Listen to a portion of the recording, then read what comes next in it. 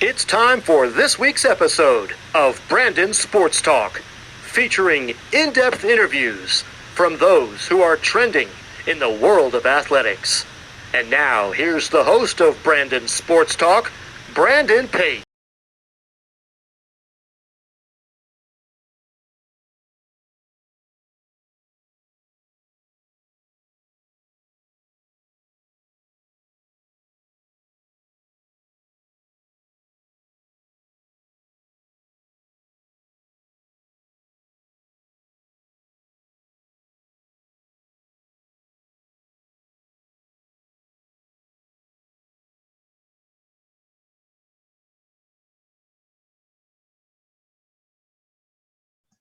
Welcome back to Brandon Sports Talk. In today's episode, I had the privilege to interview the Wake Forest assistant women's soccer coach, Brittany Cameron. How are you doing today? I'm good. How are you? Thanks for having me on. I'm doing good. Can you talk about your coaching experience and how you got started? Yeah, I played professional for the last 10 years. About retired 2 years ago. But I always knew that I wanted to be a coach. I was always a bit bossy, to be honest with you. But it really worked out, and I love the game. I love talking to people. So throughout my playing experience, I would coach here and there at a couple of schools and really enjoyed it. And then when I retired, I decided to dive in full time. Can you talk about your coaching experience at San Francisco State? Sure. When I moved home from the professionals, from Japan, actually, I didn't know what I was going to do. And I got a job at San Francisco State. I was the assistant coach at first. I had just moved home from Japan and still in the playing mindset, but got a job. And about 9 months into it, the head coach actually moved on. And then I decided to take that role on. And then I was in that role for about 9 months until this really great opportunity came along. But had a great experience in San Francisco State, working with a different kind of athlete. There's many levels to athletes. So that's something that I had to learn. But it was a great teaching moment for me and understanding, kids are all the same. They all want to learn. They all want to please. And so I think that was a good teachable moment for me, but I loved it still. Can you talk about your playing experience at Dartmouth in 2012 to 2013? Yeah, I coached at Dartmouth. Oh, I'm sorry, your coaching experience. It's okay. Yeah, I coached at Dartmouth for 2 seasons. Very different. Again, the student athletes were just a different student athlete. Like, they were obviously really, really smart, and academics was a high priority for them. And that was something that I had to learn, and, built some great relationships and learned a lot of things at Dartmouth, lived in the country. So yeah, it was a great experience. I loved it. Shout out to all my Dartmouth kids. And it was a good, different experience. It's something I had never previously been into. What was your coaching experience like at Nicaragua in 2011? Ooh, that was long and really deep diving here.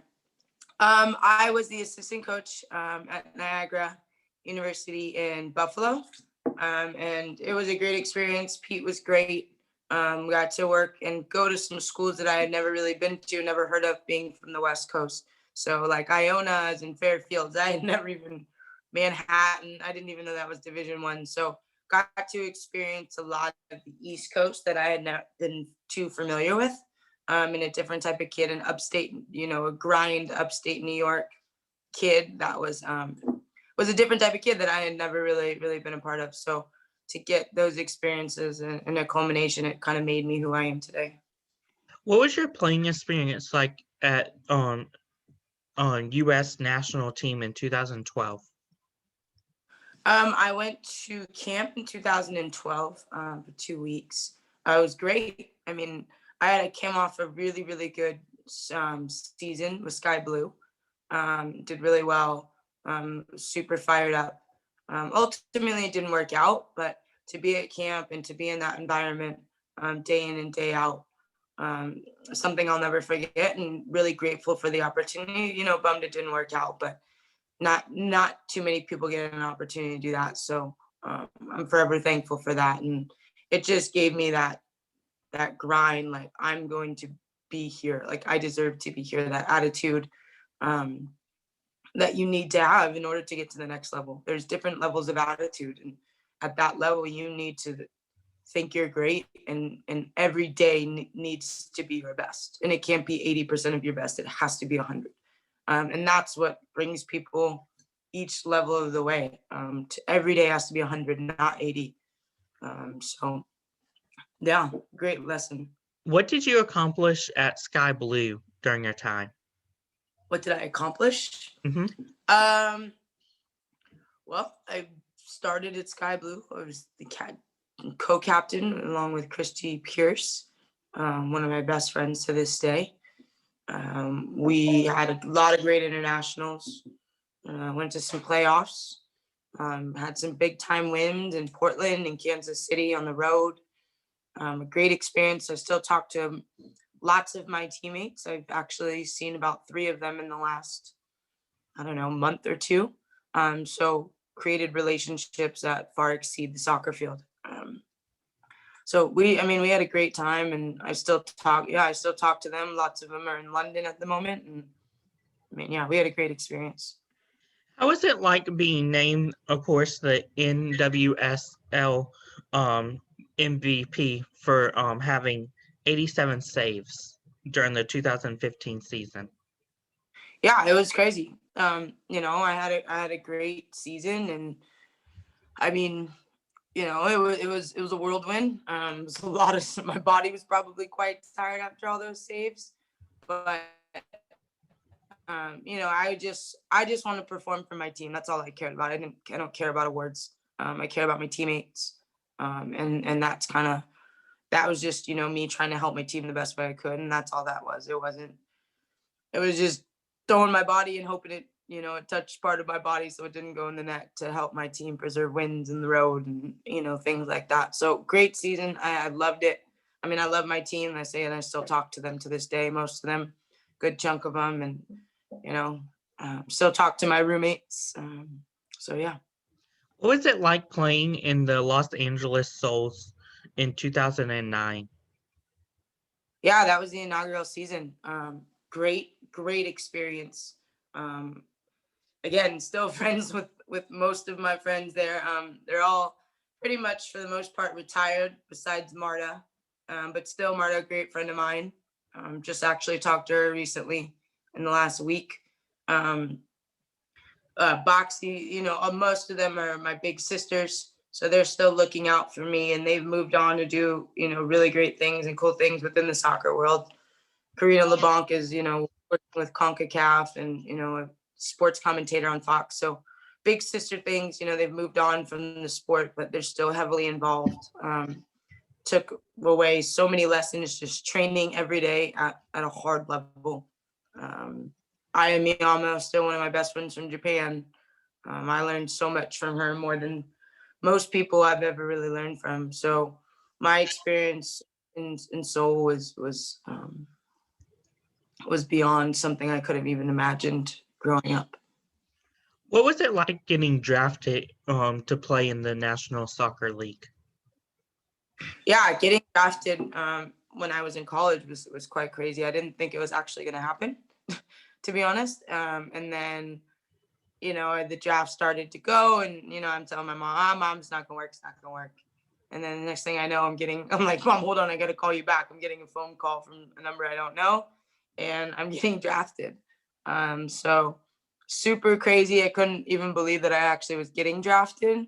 But personalities and the way you carry yourself is everything, right? I didn't have a big name, or at least I didn't think I did. I went to University of San Diego. And I did well against, like UCLA and a lot of those guys. So maybe that helped. But in my head, I just thought I, played at USD and I loved it. So getting drafted to me was, I didn't go to UCLA. In my mind, that's what you had to do.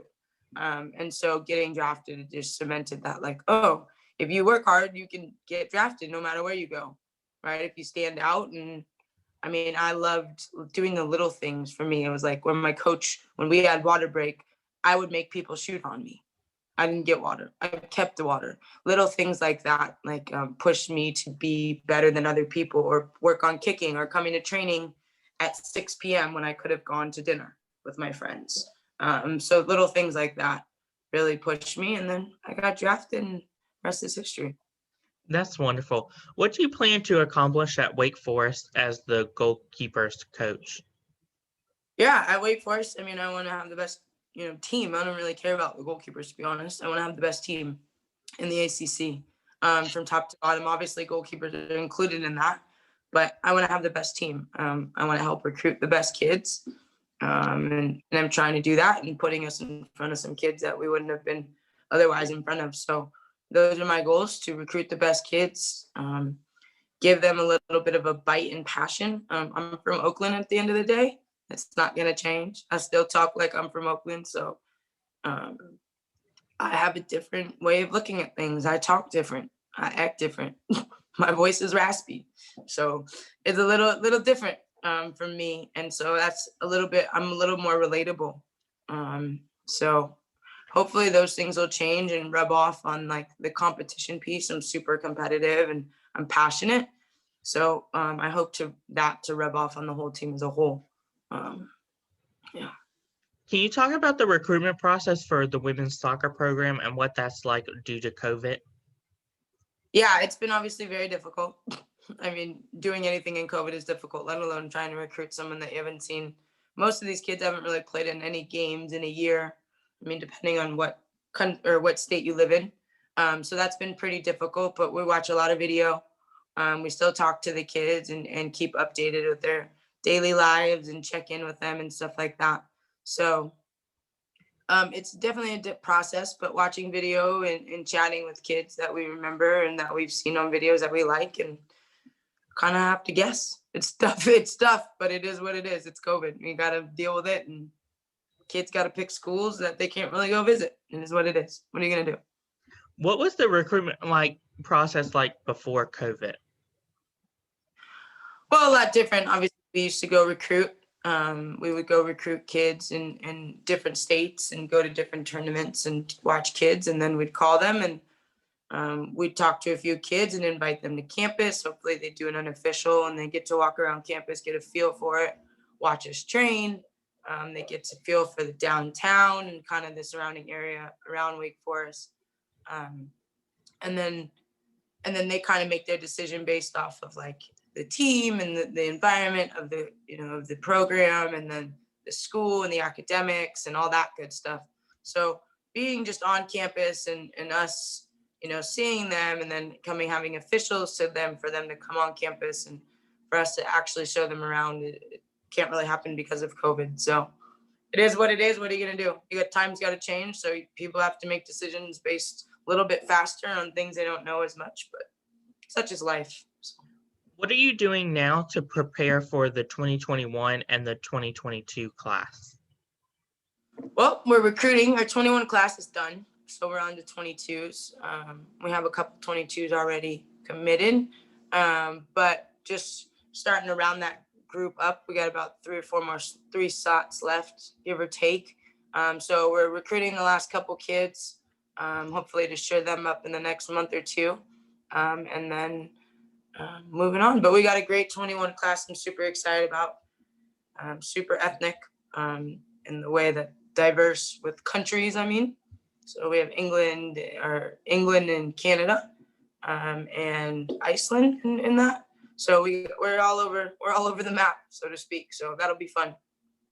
What advice would you give upcoming high school athletes looking to play college soccer? Looking to play college soccer. Work when no one is looking. Love the game with everything you have. Go out there, have fun, shoot 25 times, 20,000 times when no one's watching. Run when no one's watching. Watch the game when no one's watching you. Do everything when everyone isn't watching. That's how you get better.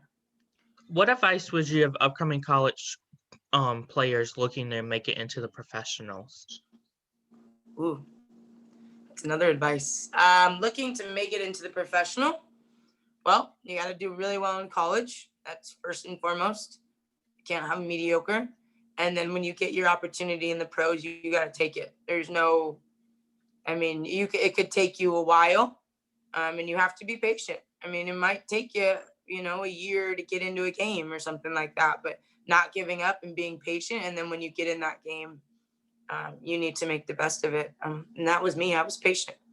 I let it go. I didn't play for a while, and then I got the Sky Blue, and next thing I know, I'm, getting called in the national team. So it's definitely a waiting game, and your opportunities mean everything.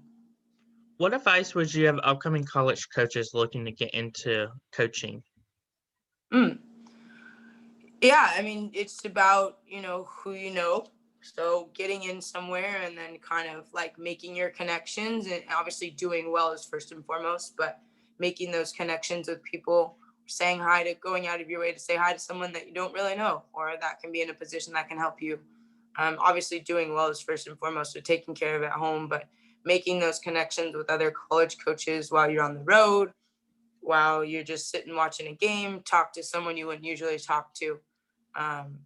Because that's, people keep your name in someone's mind, is the way to continue to move. So, and then obviously take care of what you're doing on the field.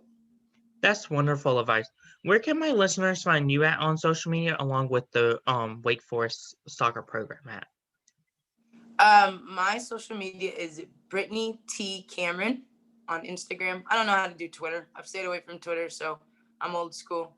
And then Wake Women's Soccer is our Instagram name as well. So find us both on there. I like to post a little bit of combination of everything, some soccer and some regular life. So, yeah. Thank you again, Brittany, for your interview, and best of luck at Wake Forest in this upcoming year. Cool. Thank you. Thanks for having me on the show. Appreciate it. You can find Brandon Sports Talk on Facebook at Brandon Sports Talk, Instagram at Brandon Sports Talk, Twitter at Talk_Brandon, and you can find me on YouTube at Brandon Sports Talk. Don't forget to like, comment, and subscribe. Thank you again, Brittany, for your interview, and best of luck. Thank you. You've been watching Brandon Sports Talk. Please feel free to like, share, and subscribe to Brandon Sports Talk on social media and on YouTube.